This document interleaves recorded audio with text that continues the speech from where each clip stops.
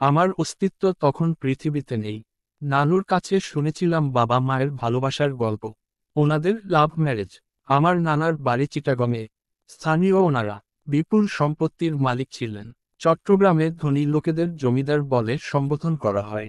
তাই নানাও ছিলেন একজন দাপুটে জমিদার। সম্ভ্রান্ত ঘরের একমাত্র মেয়েমা। আর সেখানে বাবা মধ্যবিত্ত। বড় মামার বন্ধু ছিলেন আমার বাবা। বাড়িতে আসা যাওয়া ছিল সহজ, স্বাভাবিক। মা ইন্টারের ছাত্রী যখন, বাবাকে রাখা হলো মায়ের হোম টিউটর হিসেবে। বাবা ঢাবিতে পড়তেন, ব্রাইট স্টুডেন্ট। তাই ভালো হবে ভেবেই মামা বলেছিলেন বাবাকে পড়াতে। আর এর মাধ্যমেই শুরু হয় তাদের প্রণয়। এক সময় পরিবারের সবার চোখে ধরা পড়ল। কিন্তু বাড়ির অতি আদরের মেয়ে মা, সাথে বাবা সুদর্শন, ভদ্র শিক্ষিত, চেনা জানা বলে নানা ভাই দ্বিমত করেননি। পরিবারের সবাই মেনে নিলেন তাদের সম্পর্ক। বেঁকে বসলেন আমার অদেখা দাদু বাড়ির লোকজন। শহুরে মেয়ে তারা মানবেন না। এদিকে বাবাও মাকে ছাড়তে পারবেন না। তাই তাদের অমতে একা একাই বিয়ে করলেন। শুধু নানু বাড়ির উপস্থিতিতে বিয়েটা হলো। বিয়ের পর বাবা মাকে নিয়ে একটা ফ্ল্যাটে ওঠেন। মায়ের চাচা, মানে আমার আরেক নানা ভাই বিয়েতে তাদের উপহার দিয়েছিলেন ফ্ল্যাটটি। বাবা তখন ছোটখাটো একটা চাকরি জোগাড় করলেন। মা এতেই খুশি। তার অধিক চাহিদা ছিল না। 1.5 বছরের মাথায় আমি হলাম। বাবা নাকি ভীষণ খুশি হন সেদিন। আমাকে কোলে নিয়ে বারবার বললেন, আমার ছেলে, আমার ছেলে। সবাইকে ডেকে ডেকে মিষ্টি খাওয়ালেন। ওই দিন নাকি সূর্যের প্রচণ্ড তেজ ছিল। স্বাভাবিকের তুলনায় বেশি গরম। বাবা তাই প্রকৃতির ওই দিনের রূপের সঙ্গে মিলিয়ে আমার নাম রাখলেন, রুদ্র। ভালোই যাচ্ছিল দিন। আমি ছোট থেকেই সকলের চোখের মণি। আস্তে আস্তে বড় হলাম। বড় মামা তখন সদ্য বিয়ে করেছেন। আর্কিটেকচারের প্রফেশনে ঢুকেছেন বছরখানেক। একদিন একটা কনস্ট্রাকশনের কাজে গিয়ে বেখেয়ালে চোখের রড ঢুকে যায়। পুরো বাড়িতে কান্নার রোল পড়ল। সবাই ছুটে যায় হাসপাতালে। ডাক্তার জানালেন চোখ নষ্ট হবার আশঙ্কা আছে। রেটিনায় আঘাত লেগেছে কিনা টেস্টের পর বোঝা যাবে। নানা ভাই ভেঙে পড়লেন। সাথে মামি, নানুও। বাবা নানাভাইকে বোঝালেন, বললেন দেশের এসব সস্তা হাসপাতালের ওপর ভরসা করে লাভ নেই। মামার চোখ ঠিক করতে হলে ওনাকে বিদেশে নেওয়া প্রয়োজন। একমাত্র ছেলে। মমতায় আপ্লুত হয়ে বাবার কথা মানলেন নানাভাই। ব্যবসা বাড়ি সব বাবার কাঁধে দিয়ে ছুটলেন সিঙ্গাপুর। মামি আর অসুস্থ মামাকে নিয়ে নানাভাই চলে গেলেন। আমি তখনও অত কিছু বুঝি না। মামা অন্তঃপ্রাণ ছিলাম। নানু বাড়ি গেলে মামাকে খুঁজতাম। বাবা প্রায়শই বাইরে বাইরে থাকতেন। ব্যবসার জন্য যেতে হতো। বেশিরভাগ ফ্ল্যাটে আমি আর আমার মা। দিনগুলো খারাপ ছিল না। মায়ের আদরে আমি সারাক্ষণ মায়ের আঁচল আগলে থাকা অভ্যেস করে নেই। মা আমাকে বড় আদর করে ডাকতেন, রদু। বাবা সপ্তাহে 3 দিন থাকতেন আমাদের সঙ্গে। একদিন মাঝ রাতে চিৎকার চেঁচামেচির শব্দে আমার ঘুম ভাঙল। পাশের ঘর থেকেই আসছিল। আমি চোখে ঘুম নিয়ে দরজার সামনে গিয়ে দাঁড়াই। দরজা ভেজানো। উকি দিয়ে দেখি মা বাবার সাথে রাগারাগি করছেন। কি নিয়ে করছেন আমি বুঝিনি। প্রথমবারের মতো তাদের ঝগড়াঝাটি দেখে আমার বাচ্চা মনে প্রভাব পড়ল। আতঙ্কিত আমার ঘুম উবে গেল। বাবার কর্কশ কণ্ঠ, মায়ের কান্না, সব মিলিয়ে ভয় কেঁদে ফেলি। আমার কান্না শুনতাই থেমে গেল দুজন। বাবা এক নজর আমাকে দেখে চলে গেলেন অন্য রুমে। মা এসে আমাকে বুকে জড়িয়ে ধরলেন। পিঠে হাত বুলিয়ে শান্ত করলেন। কাঁধে জড়িয়ে ঘুম পাড়ালেন। এরপর থেকে প্রায় দিন তাদের ঝগড়ার শব্দ। ঘুম ভাঙা যেন আমার দৈনন্দিন রুটিনে পরিণত হলো। বাবা যেদিন বাসায় আসতেন সেদিন রাতে যেন তাদের লড়াই লেগে যায়। তবে ওনারা কিন্তু আমার সামনে কখনো ঝগড়া করেনি, আর না বাবা কখনো মায়ের গায়ে হাত তুলেছেন। আমি অন্তত দেখিনি। তাদের যতই ঝগড়া হোক, কথা কাটাকাটি হোক, সকালে উঠে দেখতাম সব স্বাভাবিক। বাবা অফিসে আর মা রান্নাঘরে। কে বলবে এনারা কেউ কাউকে একটা কথায় ছাড় দেন না ঝগড়ায়। কি নিয়ে তাদের এত অশান্তি আমার ছোট্ট মাথায় সত্যিই ঢোকেনি। দিনে যাদের খুঁজে পেতাম একজোড়া সুখী দম্পতি হিসেবে, রাতের অন্ধকারে তাদের এই রূপ আমি মেনে নিতে পারতাম না। ছোট্ট মনে চাপ সৃষ্টি হলো।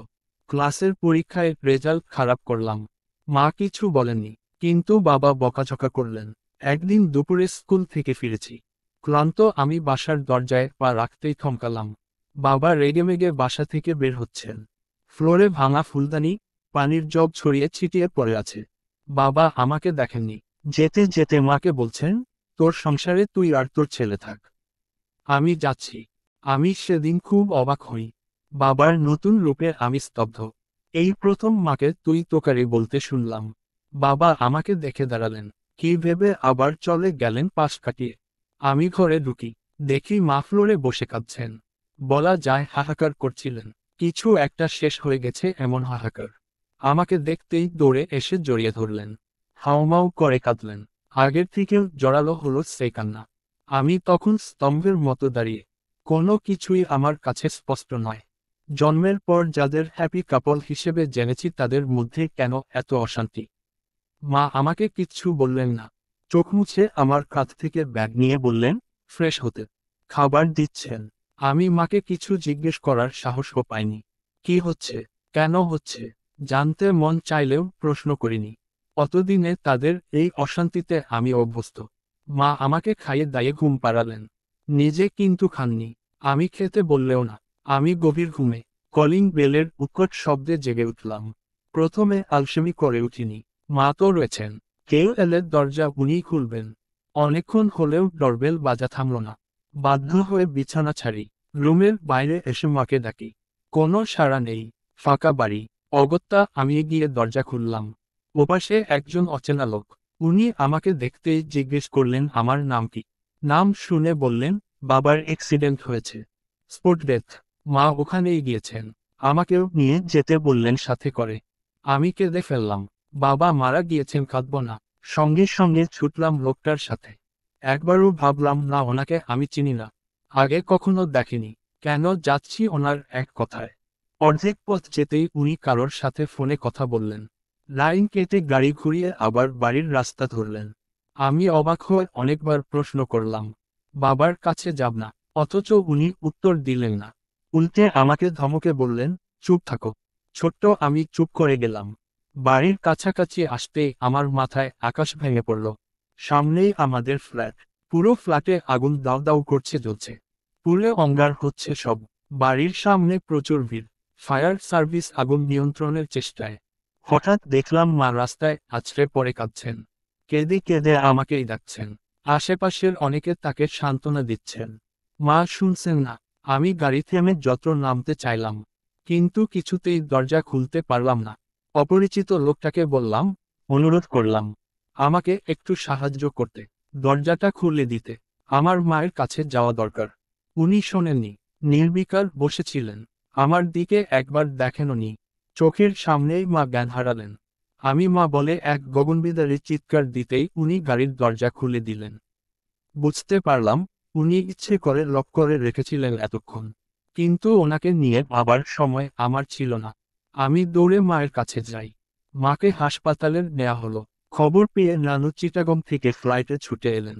তখন আমি একা। বাবা আর নেই, এই দুঃখ। অন্যদিকে মা অসুস্থ। তৃতীয়ত আমাদের সংসারটা জ্বলে গেল, নিঃশেষ হলো। সব শুনে নানু আমাকে জড়িয়ে ধরে কাঁদলেন। পৌরা নারীটির সব সামলে উঠতে হিমশিম খাওয়ার অবস্থা। একদিকে আমি, অন্যদিকে মা। বাবা নেই, নানাভাই নেই, মামা নেই। আমি তো ছোট মানুষ। নানু ভেঙে পড়লেন খুব। যখন মায়ের জ্ঞান ফিরল ডাক্তার বেরিয়ে প্রথমেই নানুকে জিজ্ঞেস করলেন, মা রাতারাতি কোনো শক পেয়েছে, এমন কিছু ঘটেছে তার জীবনে? আমি পাশেই দাঁড়িয়ে। নানু একবার আমার মুখ দেখে বললেন, হ্যাঁ, আমার মেয়ে জামাই আজ বিকেলে সড়ক দুর্ঘটনায় মারা যায়।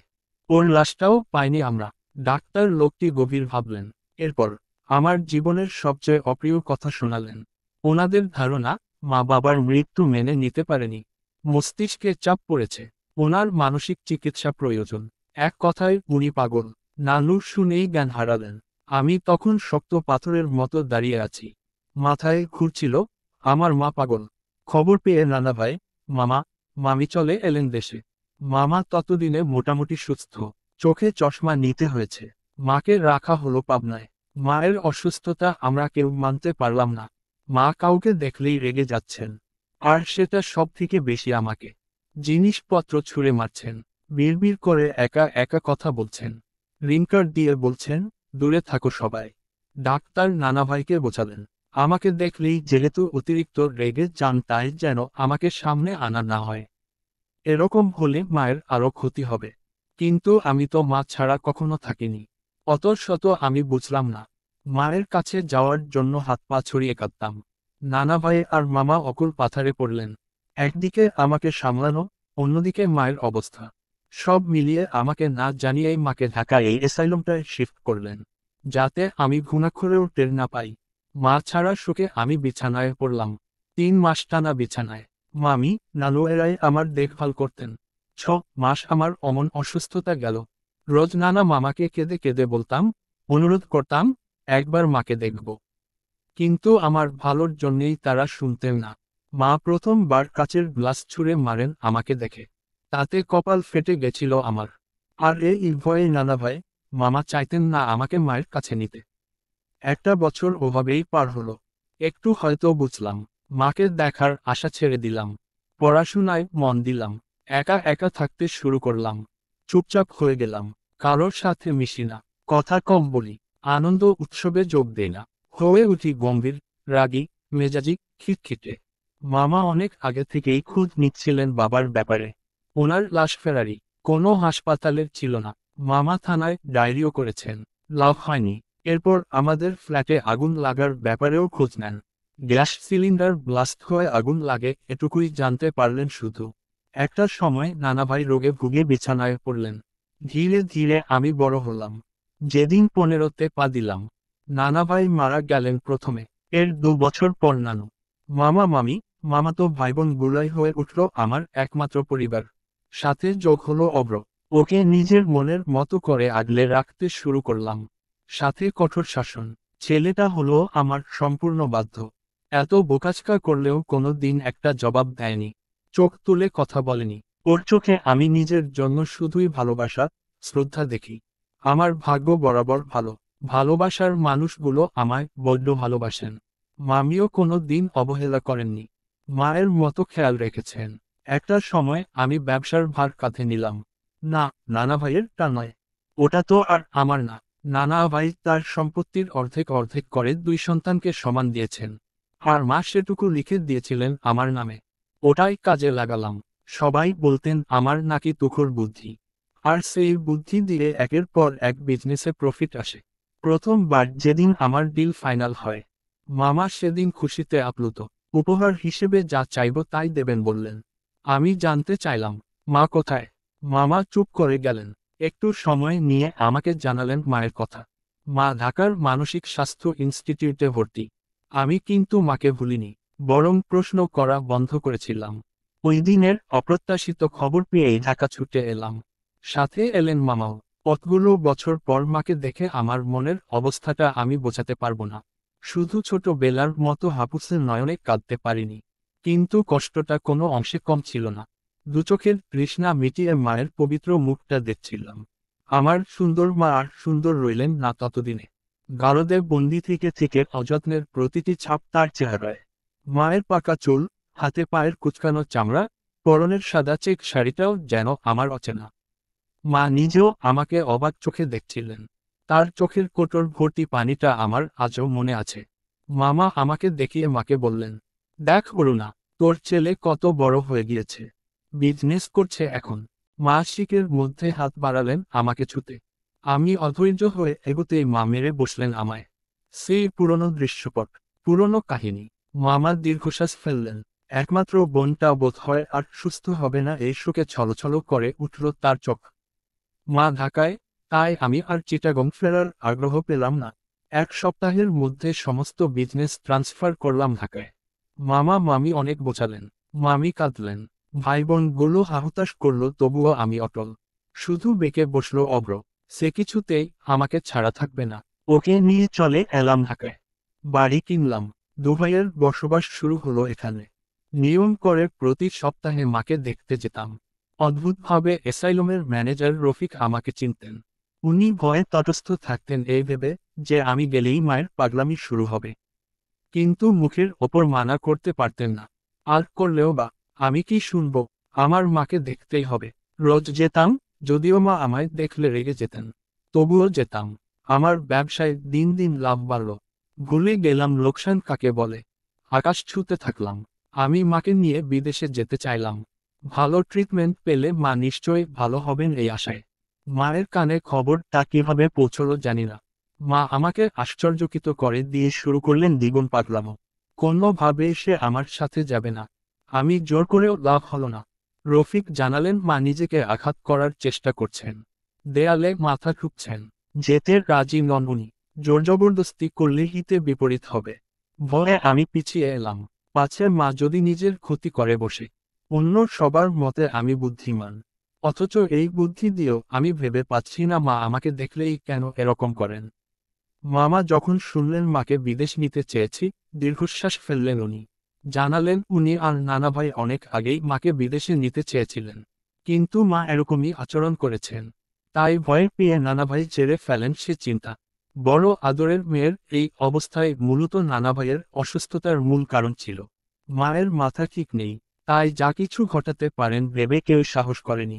পিছিয়ে গেছিলেন, যেভাবে আমি আসি পিছিয়ে, ঠিক সেভাবে। তারপর দিন এরকমই চলতে থাকলো। দূর থেকে মাকে এক নজর দেখা আমার দৈনিক রুটিন। কখনো মাকে একটু ছোঁয়ার লোভে কাছে গেলেই চেঁচাতেন, তেড়ে আসেন, যেন আমি তার জনম জনমের শত্রু। আমার বাবা নেই, মায়ের ও খোঁজ নেই। অনেকে নিজেদের মতো ভেবেছেন মা সেই আগুনে পুড়ে মারা যান। মায়ের অসুস্থ হওয়ার কথাটা নানা ভাই কাউকে জানতে দেননি। মামাও আমাকে অনুরোধ করেছেন কাউকে না জানাতে। লোকে উপহাস করবে আমার মাকে নিয়ে সে ভেবে আমিও কোনো দিন বলিনি কাউকে।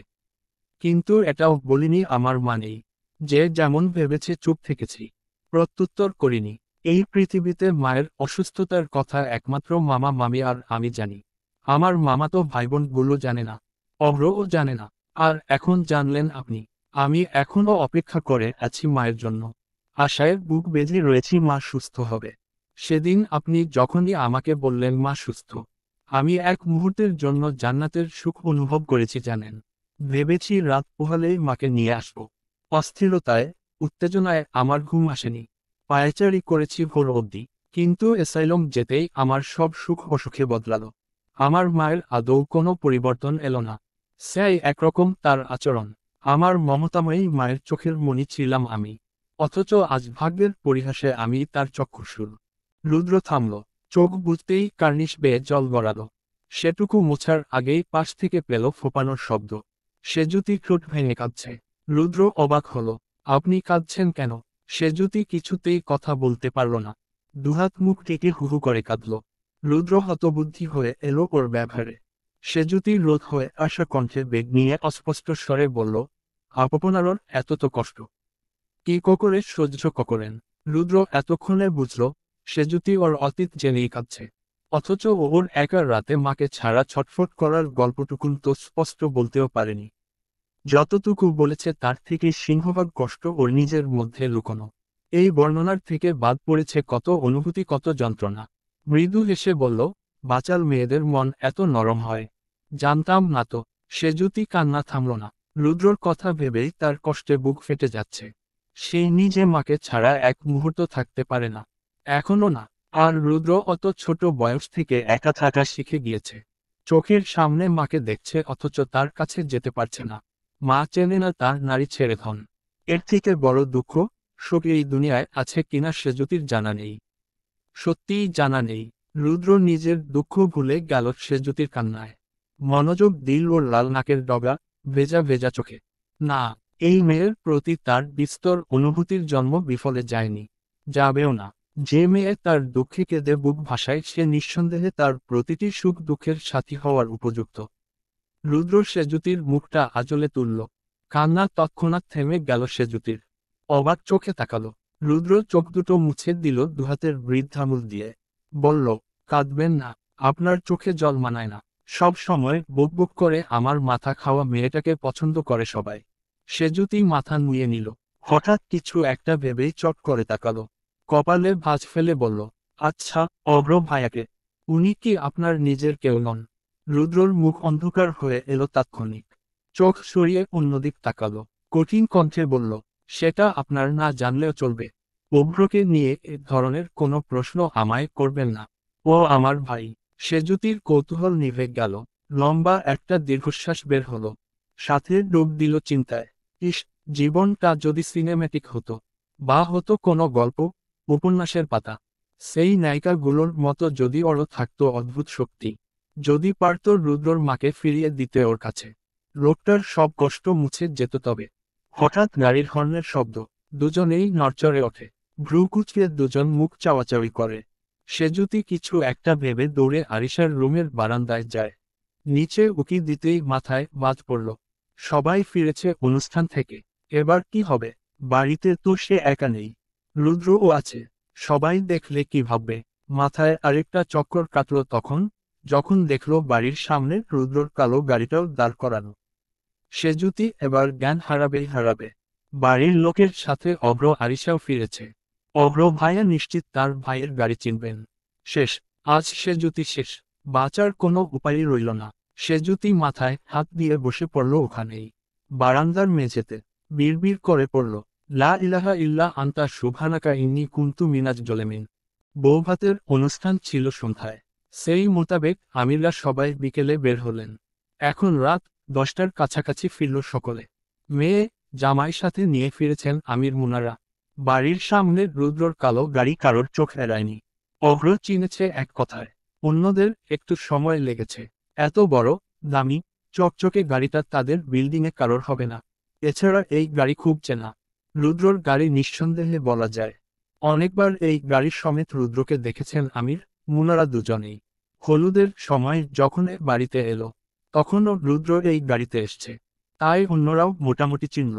কিন্তু ওখানে বসে এ নিয়ে কেউ একটা কোথাও তোলেনি। রুদ্র যদি এসেই থাকে এখানে, বাসাতেই থাকবে নিশ্চয়ই। রুদ্রর গাড়ি দেখে অভ্র যেমন অবাক হয়েছে তেমন হচ্ছে অভিমান। ভাই তার অনুষ্ঠান থেকে কাজের কথা বলে বেরিয়েছিল, তাহলে এখানে কি করছে? বাড়িতে তো শুনেছে সেজুতি একা। দুটোর মধ্যে আবার সুনামি লেগে গেল না তো? সেজুতি দোয়া দুরুদ পরে বুকে ফুল দিয়ে দরজা খুলতে এগোলো। ছিটকিনি টানতেই অপাশের সবাই প্রায় হুড়মুড়িয়ে ভেতরে ঢুকল। চোখে মুখে বিচলিত ভাব সকলের। মুনারা তো জিজ্ঞেস করেই ফেললেন, এতক্ষণ ধরে বেল বাজাচ্ছি, খুলছিলিস না কেন? সেজুতি আমতা আমতা করল। এই মুহূর্তে সবাইকে ছাপিয়ে তার চোখ আফিফার দিক। এই তো, ঠিক ভেবেছে। আফিফা সন্দেহী চোখে চেয়ে আছেন, যেন আসামি ধরার কৌশল। আর আসামিটা স্বয়ং সেজুতি নিজেই। এতে যেন কথা আরো গুলিয়ে ফেলল সেজুতি। কিছুতেই একটা কিছু বানিয়ে বলার জন্য শব্দ পেল না।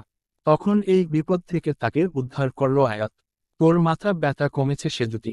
খুব। না কমেনি। মুনারা উদ্বিগ্ন হয়ে বললেন, সে কি? এখনো কমেনি? ওষুধ খেয়েছিলি? চা খেতে বলেছিলাম কড়া করে, খেয়েছিলি? সেজুতি মাথা দোলালো। কিছুই করেনি আসলে। করবে কি? রুদ্রর সাথে গল্প করেই তো সময় কাটালো।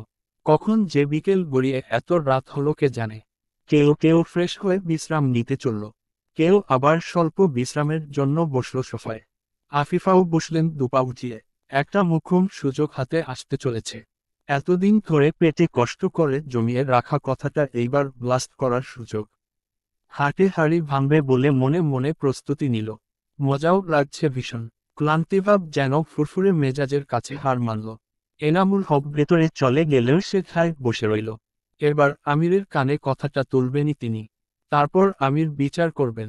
বাড়ির নিচে গাড়ি দেখে দুইয়ে দুইয়ে যোগ করে 4 করবেন। আর তারপর সেজুতির কি হবে? আফিফা ভেবেই উত্তেজিত। মেয়েটা যদি সেদিন বেয়াদবি না করত তবে এরকম কোমর বেঁধে নামতেন না তিনি। তার ওপর আবার প্রেম করে বেড়াচ্ছে, যা তার দুচোখের বিষ। তার অত সুন্দর মেয়ে, সন্ধ্যা। সে এরকম করে। কত ছেলেই তো তার মেয়েকে পটাতে ব্যস্ত, মেয়ে তো পাত্তাই দেয় না। ওর থেকে সেজুতির গায়ের রং চাপা। বয়সেও ছোট, কিন্তু চরিত্রের দেখেছ। আলিশার জামাইয়ের থেকেও বয়সে বড় ছেলে পটিয়েছে। ওই তো টাকা পয়সা দেখেই। একই অফিসে কাজ করে, আবার কাজ করে নাকি রমরম করে দিন পার হয়।